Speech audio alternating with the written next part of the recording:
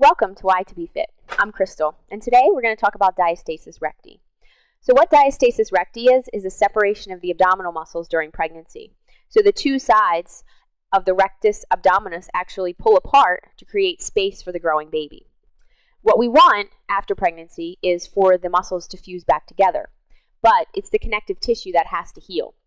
So if you found during pregnancy that you had the dark line extending in both directions from your belly button, that's the linea alba, and that's showing that you did have a separation of the abdominal muscles. So how we test for it is to lay down on the ground with the knees bent, the back's flat, feet are flat, hands are by your sides. You want to bring the hand right to where the belly button is, about 2 inches above the belly button, sticking your fingers right above the belly button, pressing down slightly, and then lifting your head up off the ground and your chest up off the ground.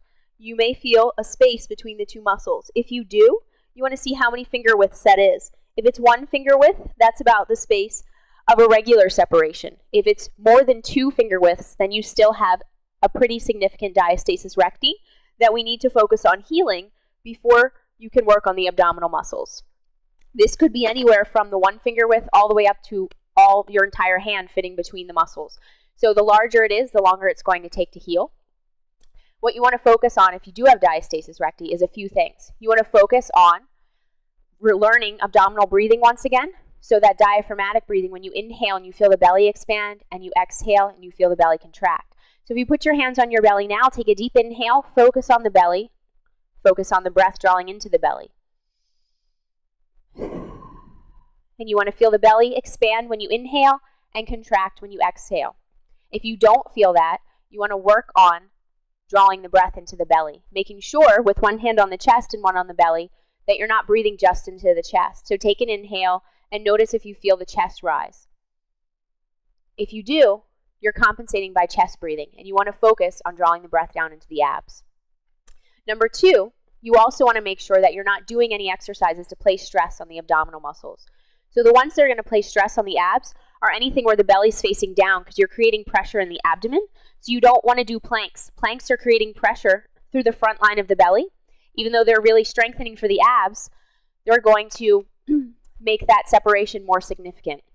So you want to focus on avoiding those types of exercises and focus more on doing ab exercises where you're lying in a supine back laying position, or ab exercises where you're sitting up. Once this begins to heal, then you can start to focus on ab exercises where you're prone or on the belly. Also, you want to avoid deep back bends if you're practicing yoga, because those are further stretching the abdominal muscles and further creating a separation. So we want to focus on strengthening rather than stretching the abs if you have a diastasis recti. Third, you also want to begin to focus on getting up and down from a lying position correctly. So the incorrect way is if I'm lying down and I pike up really fast, because you'll feel the abs engage when you do that, and you're creating pressure in the abdomen.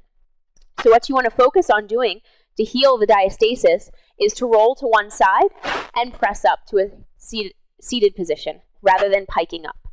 So those 3 things, avoiding anything back bending or ab exercises where you're placing pressure on the abdomen, focusing on regaining that diaphragmatic breathing, and also focusing on getting up and down from a lying position correctly will help to heal the diastasis.